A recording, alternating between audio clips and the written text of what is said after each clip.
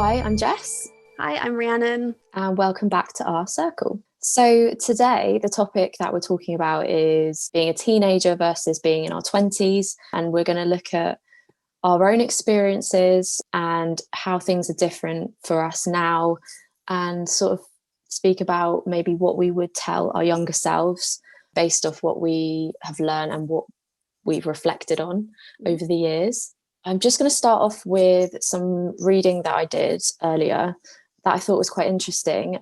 But Rhea, I just wanted to know from you, had you ever heard when we were kids that we were growing up too quickly? Is that a phrase that you've heard? I think my parents, I don't know if they directly said it to me, but they were definitely implying it all the time.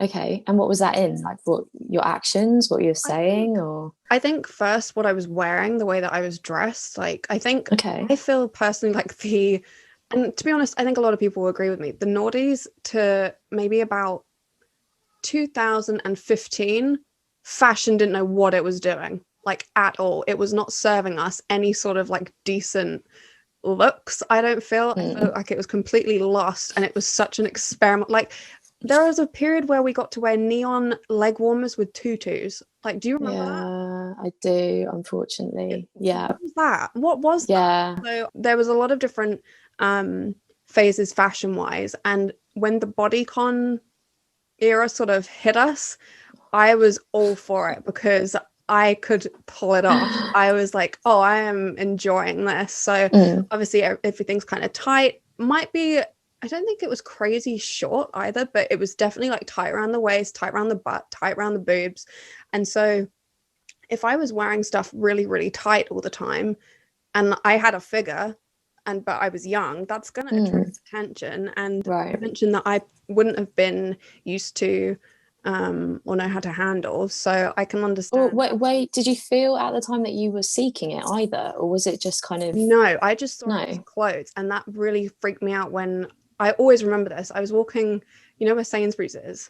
Mm, I was walking down past that green area, and this guy who was clearly in his 30s or something, he was like, "You are gorgeous," or something like that. And I was just like, ugh, freak. Like, it was just really mm, uncomfortable. And I think that was sort of the start of catcalling and all that sort of stuff when you actually recognize that it's aimed at you. I think it had been sort of done maybe before, but I wasn't paying attention to it. I didn't understand that sort of attention. Start getting it, and you realize it's coming from like, it's not just an older guy. Like older guys, like you could be like a year older or 2 years older. If it's someone who's like decades older, that is uncomfortable when you are a teenager.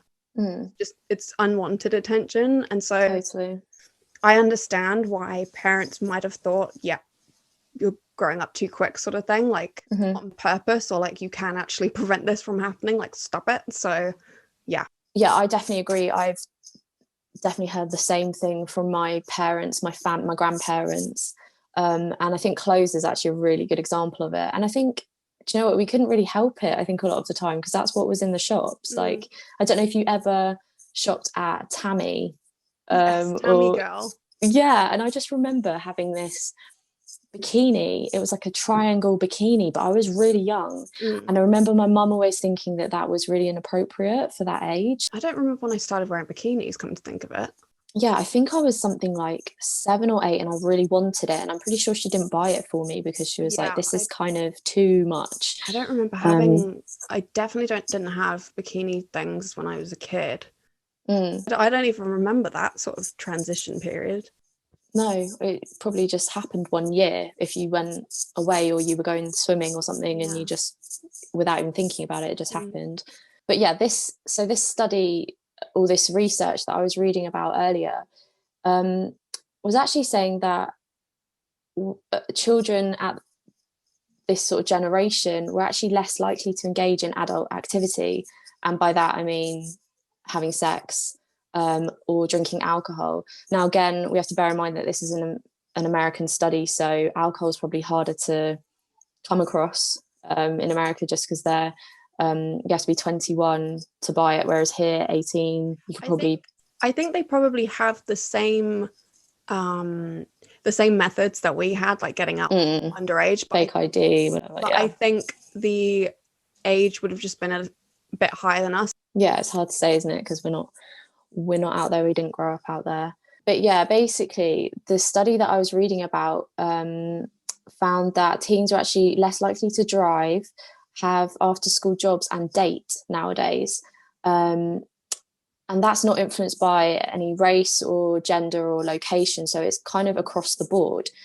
And a lot of scientists would probably say that that's now because socializing is shifted to digital. So we're even dating on apps now, aren't we? True. It's so much more common to be speaking to someone because you have found them on Tinder rather than you met them in a park or like a cafe or something, especially at the moment. I think also that is, I was saying earlier to you when we were discussing this, I really think that is down to the fact that there's more to do now. Like, I'm not saying when we were younger there wasn't as much to do, but I was watching another podcast or YouTube video where people were discussing this, and they were saying that kids like aren't necessarily all having sex at a young age now because there's actually things to do, whereas back in the day there wasn't. So that was like something to kill time.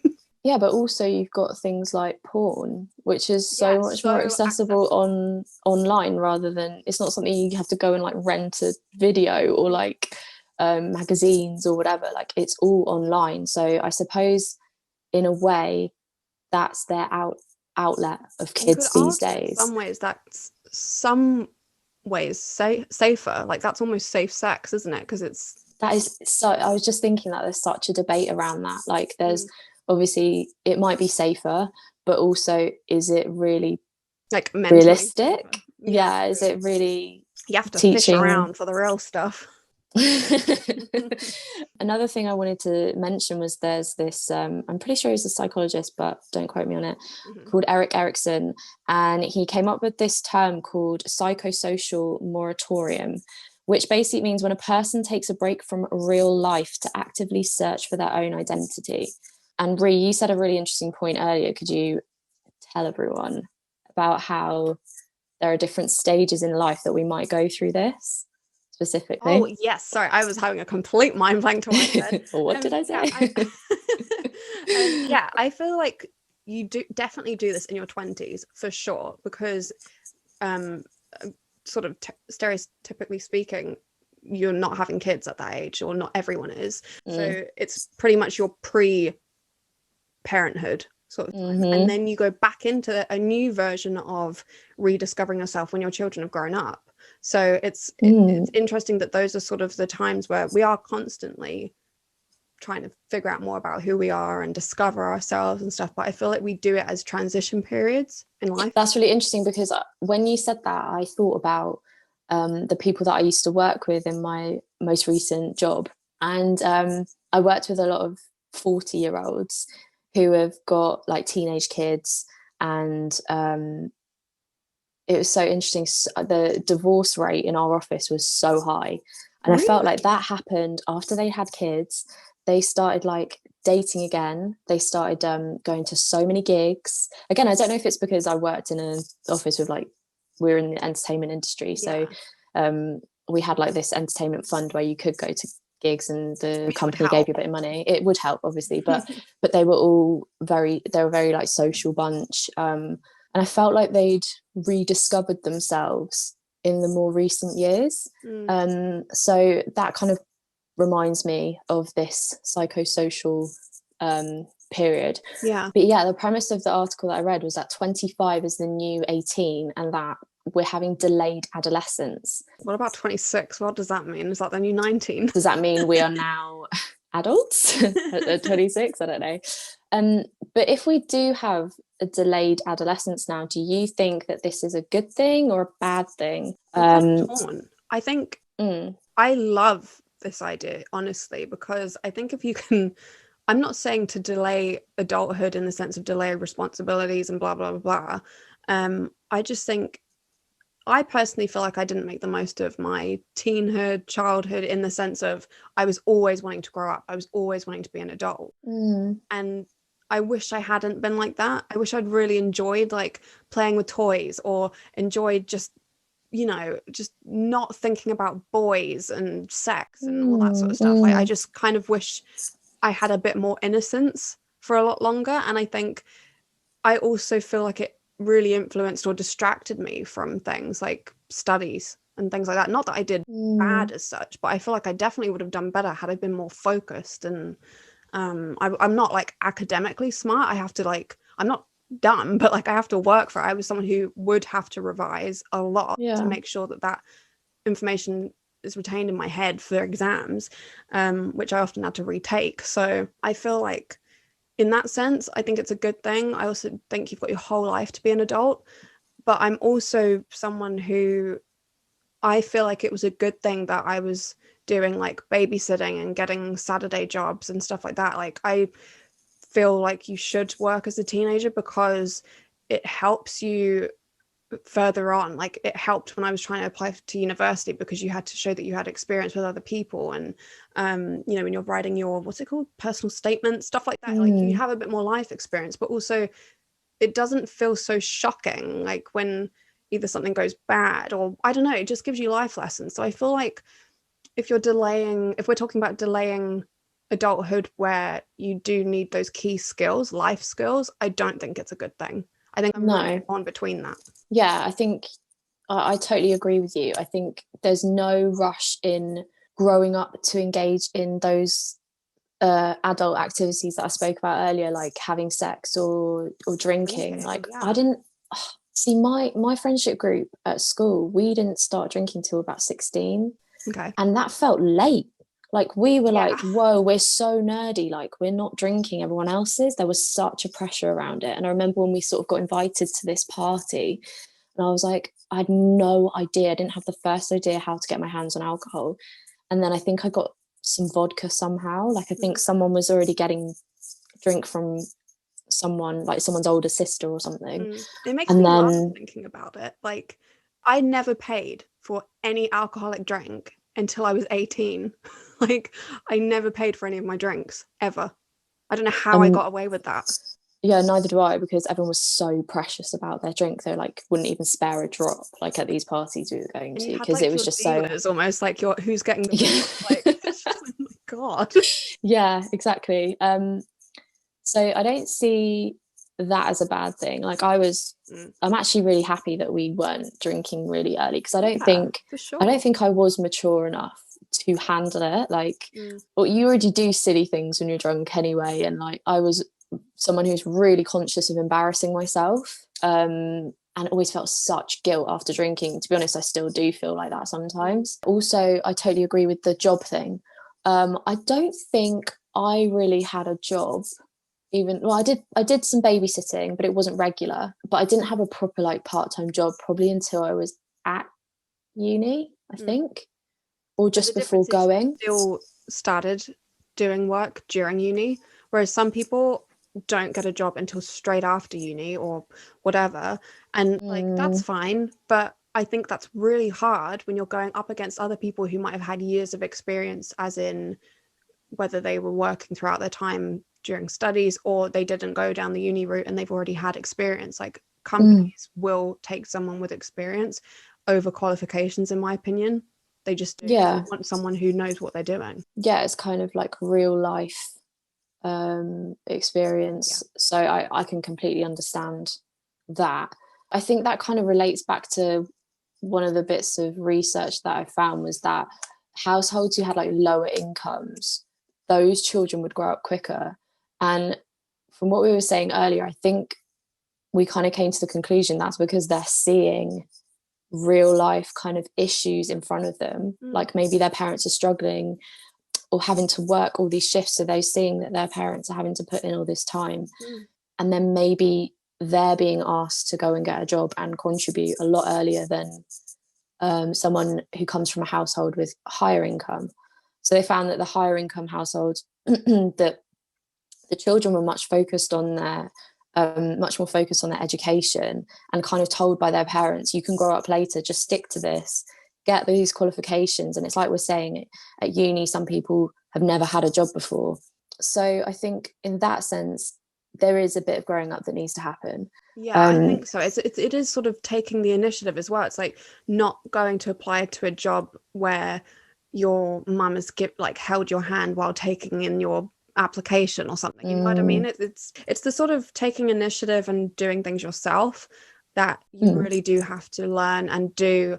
And it is part of that transition into adulthood, because as soon as you're an adult, you have to do that. You have to do things yourself. You don't have your parents holding your hand the whole way. You don't have your teachers doing stuff for you and helping you get by with stuff, with the answers. You have to figure it out a lot, or pretty much all the time. I think that part of me that wants to sort of not coddle, but you know, I'm like, oh, if you can stay young for a little bit, enjoy it, because this is what's going to happen. And I'm not trying to put you off adulthood, but I'm trying to make you relish and enjoy your childhood and your teenhood, and especially 100%. I think as a parent now, thinking ahead, I've been naturally thinking about when Mila grows up, and I'm thinking, how am I going to approach this?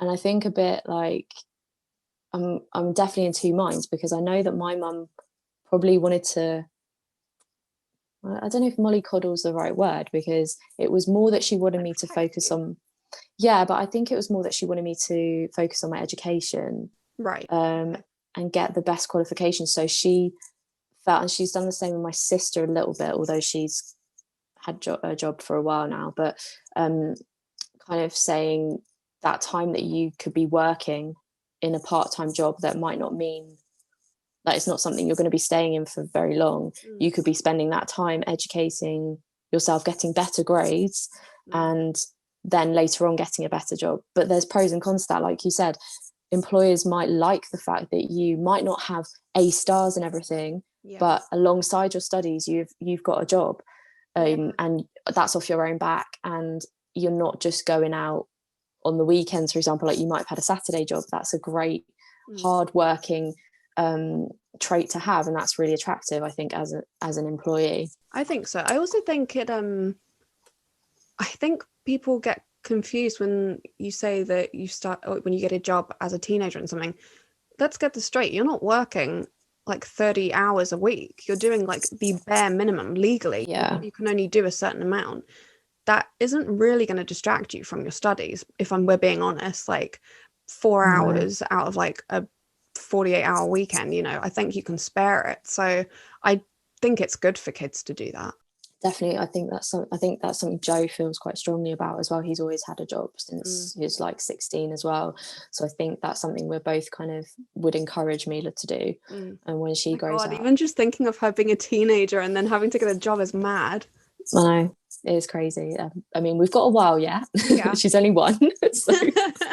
So going back to kind of social media, our experience was, what age do you think we were starting to get onto social media? So does Bebo account? Does that count? I guess so, but that's weird, because then you could go back as far as MSN.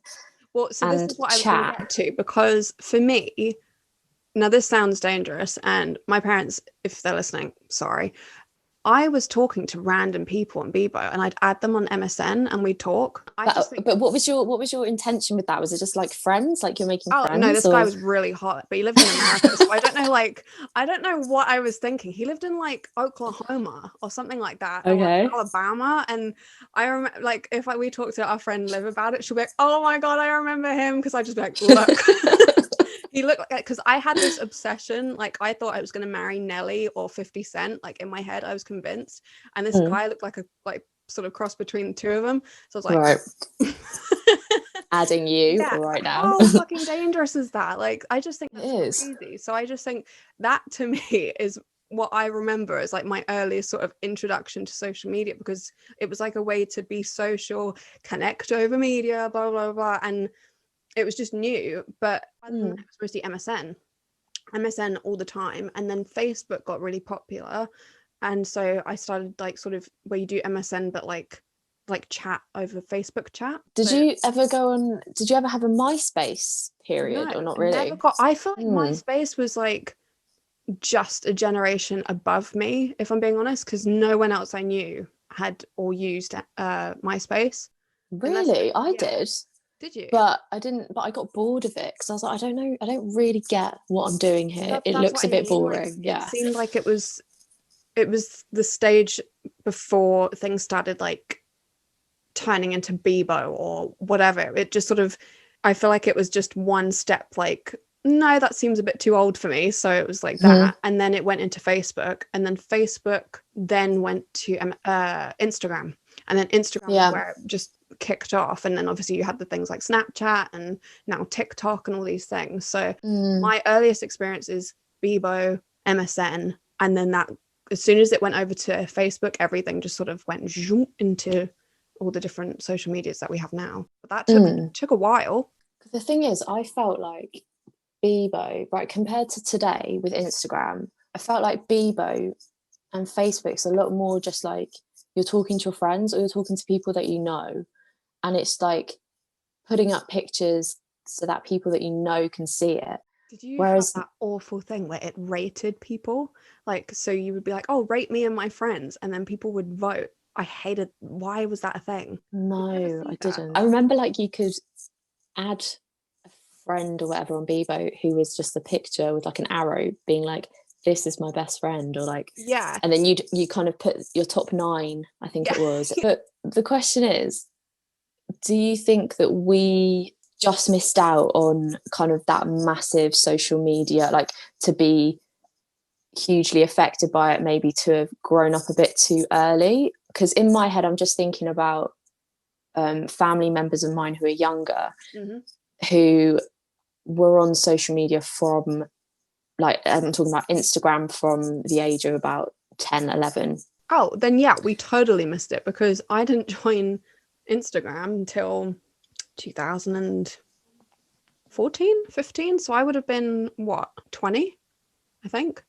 So I'm like a decade later than the younger generation who is starting at 10. Yeah, because I think you're just able to access a lot more, I think, on Instagram than you are scrolling through Facebook in terms of maybe more harmful content. We've had this discussion many times. I'm not someone who gets affected by social media. I'm just not, because I follow what I want to follow. I will unfollow what I don't want to see. So I don't get affected. And I don't feel affected when I look at people who have things that I would like, like to me, that's more like an inspiration thing. Like, it's almost like my social media, what I like to consume is inspiration boards or something. It's almost like my Pinterest. Yeah. I love Pinterest. And so I don't get affected that way, but I completely understand why people do. I find it interesting that our age adults get affected the way that a teenager would, because I'm like, you do know you're the one who presses the follow button. Like, you can undo it. Like, you don't have to, like, you're in control of what you're following. And it's like, teenagers don't know that. They have to be taught that and reminded, like, it's okay, you don't have to be following everyone and stuff like that. Whereas as an adult, it's like, what does that matter? You don't need to follow that. Unfollow, sort of thing. So that's just coming from a logical sort of place. I understand when it's like emotions and things like that involved is a bit different. So I think it's really interesting how it's affected both eras. Okay. I think everyone's affected by social media because of the way that they consume it. Does that make sense?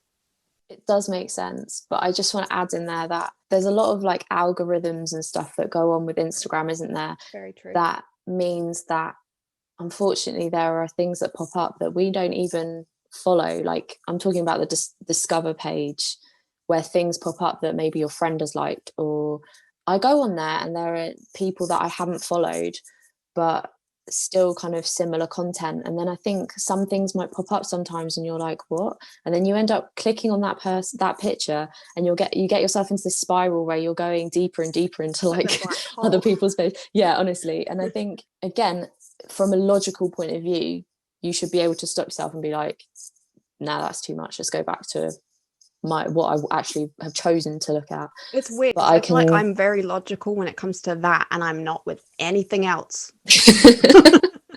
I wish I could apply that logic to so many aspects of my life. Yeah, social media is not one of them, because to me, I just see it as a really cool opportunity, because I think this could be very, very different. It may have affected me completely horrifically as a teenager, but if social media, the way that it is today, existed when I was a teenager, I would have thrived, I feel, because there's so many like business opportunities, creative opportunities that you can do in the comfort of your own home and not have to do in front of everyone. When I was younger and a teenager, all I wanted to do was sing. All I wanted to do was that. But I was terrified of doing that in front of people at school. And I never had the thought, I didn't even know really about YouTube properly. Like, I just knew you could look up stuff. I didn't know that you could have your own account and put it out there. I never knew that until I got older. Having something like Dub Smash or Musically and TikTok and all these different cool avenues that are showing, like, the amount of entrepreneurs that are like half our age, it's incredible how they're doing things. And so I just think I would have absolutely immersed myself in it.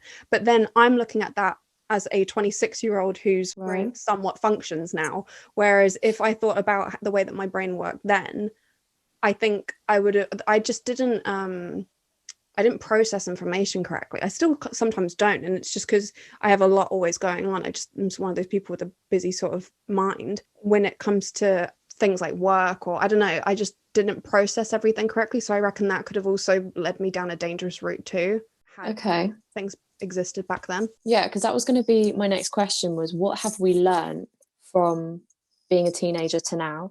And how have we changed? How have we developed? So you think, from listening from what you just said, do you think that you've now got different kind of coping mechanisms? Because you said that you are not affected by things on social media, but it sounded like you were inferring to if maybe you could have been if you were a teenager again. I think, well, only because when I remember how the way that my mind was, I briefly spoke about it, I think, in the last episode. Like, I am someone who has had anxiety their whole life, and during my teenhood I experienced a lot of depression as well.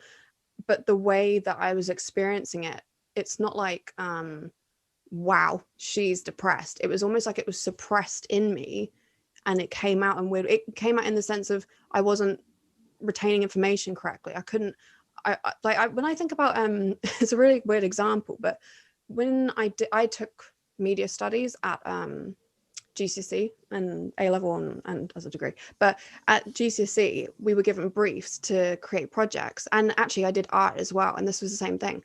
I was given a brief and I would somehow completely misconstrued everything that the brief was saying to be something else.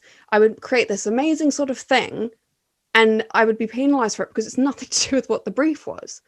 And they were like, no, this is what we asked you to do, and you did this. And I was like, yeah, but look. And they were like, it's a masterpiece. Yeah. Come on. And they're like, yeah, that's not what we asked, sort of thing. And I was like, I don't get it. I don't get why they're like, why am I being punished, sort of thing. It's because I just wasn't taking in information properly. And I think I really suffered from that. Luckily, I did pass a lot of my stuff, whether I had to retake things or, I eventually got it right. But it took me a lot longer. And I feel like I've had to learn not just to like slow down and reread briefs like 100 times, but I don't know, I feel like it was sort of like a read it, got it, I already know what I'm doing sort of thing. Whereas now I'm like, what does it say? What are let's they break it down. Yeah, let's break it down. Let's be slow and not be like so impulsive, I guess. And I think I still enjoy that element of me that is impulsive, but not when it comes to things that I need to take seriously and think about, sort of thing. And I think sometimes like that with text, like I'll be like, oh, they said this, and I'm like, they didn't say that at all. What am I doing? So I have to like, it still applies to certain parts of my life, but so I feel like learning how to retain information correctly is a big thing. That might not be a normal thing for everyone. I also feel like, I don't know, maybe just because for us, social media has been a gradual thing. We've had time to learn a bit more about it. It hasn't just been like, boom, in your face, like bombarded with it all at once. And I feel like a child now, a teenager now, literally if they just got given a phone and they're like, welcome to the world of social media, how many apps have you got to learn about? Like, we've had to learn one at a time as they come it's been filtered, isn't it? I think we've been sort of drip fed it. So I feel like I can appreciate social media for everything it is. I know what apps and companies or whatever don't work for me. They're gone. Like, I just don't use it. So I feel like I've learned how to be picky enough as well, like what works for me. And that's, again, it's through trial and error. But I feel like when you're a teenager, you pretty much do what the majority say. Definitely. I think that's why, so like people I said in my family who are younger felt like they had to be on social media that young because their friends they were missing out if they weren't. And it's that fear of like, this person won't be friends with me, or I'll miss out on some sort of little joke or something because they're all on Instagram or Snapchat. I think was very big with I think a lot of younger teens are on Snapchat still. Yeah, Snapchat, like you had to teach me about this. Isn't there like a streak or a strike or something? I didn't know what that meant, but like kids would have an absolute fit if they lost one or something. Yeah, right? So yeah, it was however many days that you like consecutive sort of spoken back and forth to each other, you get this like fire kind of emoji and like a number of how many days. And yeah, my family would get up to something like 2 years or something like that and freak out. Like I remember one of the mums being like, you can't go on your phone today because of something they didn't do or were rude or whatever. And the family member freaking out, like being like, I cannot lose my streak, please just let me send a Snapchat, that's all I want, I won't do anything else on my phone, please just let me do this. And then being like, no, you can't. And it just feeling like the end of the world. Like it's just that was mad to witness. That was like, whoa. Our equivalent then, what would be our end of the world back then? I think MSN. I think if you couldn't go on MSN, that was pretty big for me. Yeah, that might have been one of them. I think just that was year 6. We would spend all day together. I didn't have it. Did you not? No, I didn't have it until maybe like year 8, I think. Oh my god, that's great. I mean, well, not really, because I was using Bebo to talk to guys before. True. I was finding a way. Think of that. Yeah, I mean, you were talking to someone. Let's wrap things up. So, what would you tell your younger self now, looking back? I would definitely want her to not care about boys at all. Like that's huge, isn't it? Huge. It's just like all what their world is about. So I feel like I would really want that to be part of it. I would want, if that is even possible, to just be like, think about yourself, because I don't think I did, like not in a healthy way, at least. You know, like how these days kids are now being told about self-care and self-love and all these things. I was not telling myself that or seeing that elsewhere to encourage that into myself, and I think that would have really helped. And I would kind of wish in some ways that younger Ree was like, she spoke to everyone, but she didn't speak like about what she cared about, or like, you know, being creative and stuff like that was so suppressed, like stupid amounts. So I would. But why did you think it wasn't cool, or someone would laugh? Cool, but I feel like it wasn't what everyone else was doing, and I hated following what everyone else did, but I didn't know how to handle attention, so I didn't want to stick out, if that makes sense. Like, so like with my hair, it was straight always, and it was such a hassle. I hated straightening my hair. I used to have friends come over in the morning to straighten my hair, and I could have done without that, absolutely. Like, and I don't know, just like fashion choices and stuff was only influenced because other people were doing it, and I hated the fashion that I was wearing. So it's sort of like, you know, just because I didn't know how to deal with what it would be like sticking out. So it was like that fear. So I guess to be less fearful, but it's kind of hard to tell a teenager that who has crippling anxiety. But yeah, but that's what you would say as an adult looking at yourself, I guess. Just embrace myself more, I guess. Love who you are. So I would say everyone's too concerned with their own insecurities to be paying attention to yours. I think I was kind of a bit obsessed with like all my flaws, or what I felt were flaws, and I thought that I was being, it's going to sound so paranoid, like I was being watched or like picked, like people could see what I was seeing. Felt like that. A lot of people felt like that. But the reality of it is, without being rude to my younger self, is like literally no one cares. Like, you're not that special. No, not like that. But you know, everyone else is going through those same thought processes about themselves. So you're not alone in that. But also, your mind's playing tricks on you with certain things. And you're fine as you are. That's what I'd say. That you don't need to change. Right. Well, I've really enjoyed that chat. I'm sure we could have. I feel like we stayed pretty on track with things. I think we could have gone on to completely different tangents. But anyone who's listening, I would be so interested to know what you would tell yourself. Definitely comment down below on, if you're on YouTube. I don't know if you could comment on anything else. So definitely comment and let us know what, you know, you would have liked to have changed or said to yourself, and if there are any differences as well for you as in your 20s, in your teens, and if you're in your teens, what do you think 20s are going to be like? Yeah, that would be very interesting to hear those points of view, actually, because they could look very different to ours, very different with such a changing world going on. So the charity organisation that we wanted to speak about today is Mind. It's a mental health charity based in the UK. It's been backed by the royal family, lots of big names. Lots of big celebrities lately as well, isn't it? Big celebrities. It's I think because of the pandemic and a lot of people struggling, it's been quite a big part of that. It's been very vocal about sort of coping mechanisms, and I think they've probably had a lot more people getting in touch, a lot more people struggling at the moment. Definitely. So we're going to put some links and some facts and some numbers and websites on our post about this podcast, so you can read a bit more about them if you don't know about them. We'll attach everything into the YouTube description. That'll have all of the links there, and it will take you to all of the additional information, but we'll also put it in our Instagram story, and on this week's post, on the episode post, we'll attach it there. Great. Well, thank you for listening, and thank you for joining our circle. We will see you in our next episode. Bye.